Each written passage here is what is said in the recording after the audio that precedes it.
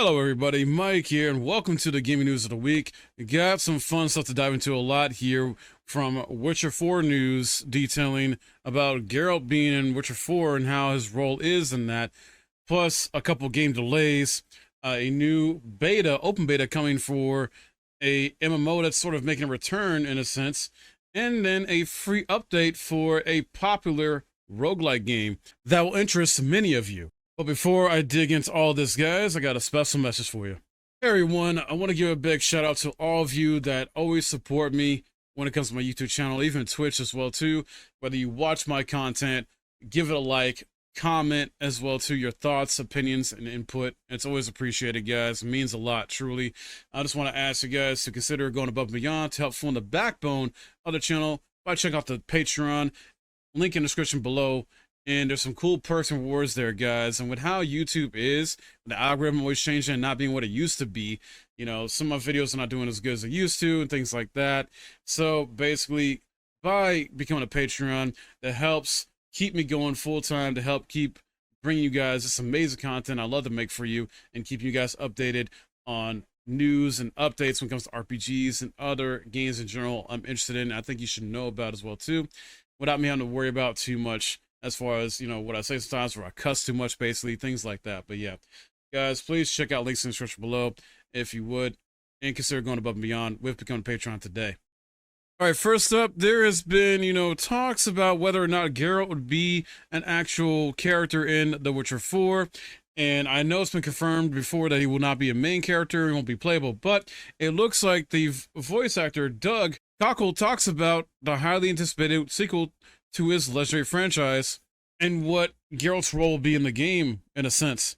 Now, while the next Witcher video game, which many refer to as Witcher 4, has not officially been confirmed by CD Projekt Red as such, it has been described as a new installment in the saga that will start a new trilogy, and we haven't heard much about its development over the years. We do know it is the central focus of the studio after the completion of Cyberpunk 2077. In that regard, it's known that CD Projekt Red has several projects in the works, but according to the studio statements, The Witcher 4 is the most advanced among them. While it's unclear if it will be released in time for the current generation, it undoubtedly has the best chance of doing so. Well, let's go back to the, topic here, but when it comes to Geralt, the big question is been surrounding the figure of Geralt of Rivia, the franchise protagonist, and whether or not he'll appear in the game. And the voice actor is giving us an answer. Now, I gotta bring this up because since the ending of the second expansion of The Witcher 3, made it clear that this character had earned his retirement. However, it seems he will indeed have a role in the new game, as confirmed by Doug Cockle. He mentioned this in a recent video uploaded to YouTube channel Fall Damage, in which he states that while he can't say much about it, he has been confirmed that Geralt will be a part of the game, although he doesn't know how significant his role will be. So his words seem to be confirming that Geralt won't be the protagonist. Additionally, he also mentions that he has not yet seen the script. Furthermore, it should be noted that The Witcher 4 is currently in development with over 400 people working on it. And I'm sure we'll learn about this more, hopefully this year. I'm hoping at Gamescom we get some type of update on it, at least in some way. And if not Gamescom, maybe a Game Awards, or some event in between that. And me personally, I don't know about you guys, but I'm honestly cool with Geralt not being the main character this time around, considering how the 3 games went in the DLC of Witcher 3, sort of gave him a nice sort of, send-off in a sense. So, yeah, not a big deal for me. Honestly, I'd be down if Ciri was the main character this time around, or maybe we create our own Witcher character and, Geralt is maybe like a side character or a mentor to us in some way and helps us out sometimes, maybe in combat as like a companion type character or something like that. That'd be cool. Then I got a game delay to talk about, guys, that may disappoint many of you. Those of you that are fans of Kingdom Come Deliverance, well, the sequel, Kingdom Come Deliverance 2, has been officially delayed to early 2025. Although more than 20 minutes of gameplay will be shown at Gamescom 2024, so that is very good news. We're going to get a big, deeper dive into this. I definitely want to report on it. This was originally slated to come out in 2024, but honestly, I say this often all the time. When devs delay the game, that's fine. I think 1 to 3 delays, max is a good amount. Just so you can, take that time to get things right, get it polished, let these devs cook, basically, so we can get a better gaming experience on day 1 when it launches. This medieval RPG was initially announced for late 2024, just to clarify too. But this game, published by Deep Silver and created by Warhorse Studios, needs to adjust its dates slightly with events in between. In the message given by Tobias, for nearly 3 minutes, he elaborates a bit more on the announcement. In an official tweet, though, it looks like a message from Warhorse Studios clarifies the official release date for Kingdom Come Deliverance 2 is 11th February 2025. So, February 11th. We also, interestingly enough, got a delay for Avowed. Oh, and Avowed's coming in February as well, too, I believe on the 18th. So, that's kind of interesting how those two big RPGs are kind of going to somewhat collide with each other. It's a long wait, though, but we have a lot to show you between now and release, starting with 20 minutes gameplay showcase at Gamescom, collector's edition reveal, previews from press, and more, it seems like, though, based on this tweet. So, awesome stuff there. At least we're going to get some updates at Gamescom. Something cool to note here, though, is with this game, they're creating a massive game here to try and make it more ambitious than the first game. And the voice actor for the protagonist has recorded more than 500 hours of dialogue. So there's going to be a lot of dialogue in this game. And while this delay may come as a surprise to some of you or many of you guys, honestly, a lot of games get delayed these days. Like I said, give them time to cook, and hopefully it'll be a much better game on day one than originally when it was supposed to come out. And then, how do you guys like betas? Even better, how do you feel about open betas when it comes to games? Well, I got some cool news about an open beta beginning in September for New World Eternum. Now, this has, had some conflicting, mixed, reception, basically, because this is sort of a re-release, in a sense, for the MMO from Amazon Games.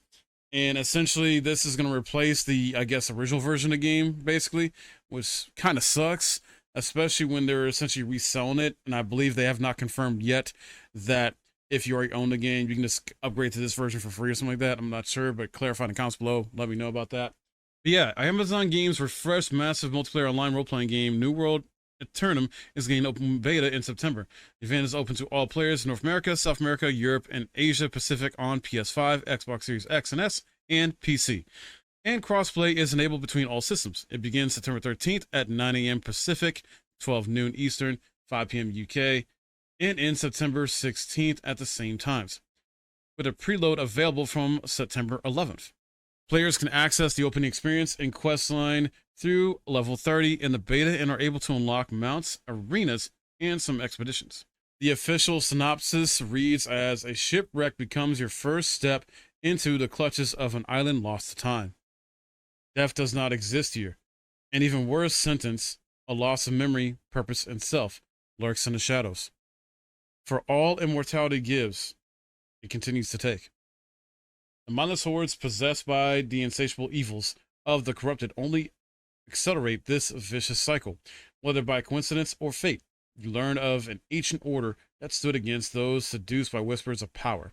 Choose how to shape your journey as you unravel Eternum's mysteries and thwart the corrupted before they drift beyond its shores. This new version of the MMO was announced back in June of 2024 and is an enhanced experience of the base MMORPG and brings it to consoles for the first time. New features include New World's first ever large-scale player versus player zone, a 10-player raid, in-game solo trials, an upgraded leveling experience, new character archetypes, and a revamped dialogue system. Launches proper October 15th, 2024. And then I got some more delay news when it comes to Terminator fans, guys. For those of you that are looking forward to this upcoming game, at least the early access version anyway, well, Terminator Survivors early access release delayed to 2025. Developer Nikon has announced that its open world co-op game Terminator Survivors has been delayed from its original October early access release date. They announced this on their official Twitter account, revealing that the Skynet Survival Games early access build will no longer launch on October 24th. It's now been pushed to an unspecified date in 2025, with Nikon citing a desire to meet fans' expectations. It acknowledges that the news will be disappointing for those who planned on playing the next Terminator game this Halloween, but it's confident in its decision, saying in the long term we believe that this is the right call. The dev's going to say, over the past few months, we've been really impressed by your enthusiasm and amazed by the response to our announcements, and we know how eagerly fans are awaiting Terminator Survivors. To realize our vision and to make sure to deliver the game that fits your expectations, we need some additional time. Thus, we will be pushing the launch to 2025. In case you don't know, Terminator Survivors was announced back in 2022 as a cutthroat multiplayer game set just after the events of the universe's apocalyptic Judgment Day, but before John Connor forms his Skynet resistance group. Additional details arrived this past February, revealing a project that tasks players with scavenging in a worn-down open world with up to 3 friends as they fight off both enemy humans and relentless Terminators. This takes place in a yet unexplored timeline of the Terminator universe, with a completely original storyline that includes both famous characters and new ones, and where you'll learn about the beginnings of John Connor's resistance. So exciting stuff there. A little disappointing too, because I definitely was looking forward to checking this out as well myself, because I love the Terminator franchise. But all good. You know, devs, take your time to cook, get it right, get it better. I know early access isn't the full launch of the game, but early access is still important to do, so you get that fan feedback and you can make, proper updates and adjustments where needed. And lastly, I want to talk about Cult of the Lamb expanding with a massive free update, guys. This is huge, and I think it's going to make a lot of people happy. So Cult of the Lamb has received the free update Unholy Alliance on all platforms. The successful indie game by Massive Monster, released in 2022, introduces a new playable character, the GOAT. Summoned by blood and born of corruption, this new and evil ally can join a sacred lamb in local co-op, explore dungeons, slay heretics, build your cult, and seek new powers together, says the publisher Developer Digital. In Unholy Alliance, you can now play the entire campaign of Cult of the Lamb in local co-op, with one player taking on the role of the lamb and the other assuming the mantle of the goat. According to the studio, you will enjoy new twists for 2 players and existing minigames like fishing. And they also mentioned choosing from a selection of corrupt weapons, tarot cards, curses, and relics while participating in cooperative crusades. The lamb and goat can exchange weapons, deal extra damage when fighting back-to-back, or land a critical hit if their attacks are synchronized. So players also have new powers and abilities to play with. In addition to the co-op gameplay, the Unholy Alliance expansion also adds new tarot cards, relics, buildings, fleeces, follower traits, follower quests, and other secrets to discover. So this is honestly fantastic, and I love when indie devs do stuff like this. They don't always just drop paid DLC, but they give some really cool free updates, free expansions, basically, that add so much more value to the game. And apart from Unholy Alliance, there's the paid DLC Pilgrim Pack, which expands the story of Cult of the Lamb. So very good stuff here, guys. I highly recommend this game. I played some of it. I haven't beaten it yet, but I definitely want to go back to it. There's been other stuff keeping me busy, and plus this game's been updated a ton. It's like, wow, I gotta start over a new playthrough anyway with all these updates, and I gotta get all the DLC that's paid. So definitely want to support this dev team. They're doing a great job. But that's gonna be it from me, guys, on the news of the week when it comes to the video games. Let me know your thoughts on this. What are you excited about? Are you looking forward to The Witcher 4 and what Geralt's role might be in that game? Sorry about the delays on a couple games of Kingdom Come Deliverance and Terminator. It sucks there to talk about, but honestly, take your time, devs. We got plenty of games still to play. I'm sure you guys are busy with other stuff anyway. As right now, we're about to get Black Myth Wukong drop and some other cool games coming out for the rest of the year too to keep us busy. And plus, there's your backlog, if you got a big backlog of games that is to play. So hey, and exciting stuff with Cult of the Lamb. Happy for the devs, happy for the success, and they keep bringing us great content. But yeah, if you enjoyed this and found it helpful, please hit that thumbs up. It helps out a ton. Please comment below, as comments go a long way as well too, and subscribe if you're new. Also, don't forget to check out the links in the description too if you want to go above and beyond with supporting, either forming a backbone of the channel by becoming a Patreon today, or a YouTube member, or if you want to go the direct route of dropping a donation/tip through using that link as well. Helps out a lot. Consider doing that today. My name's Mike. Thanks for watching.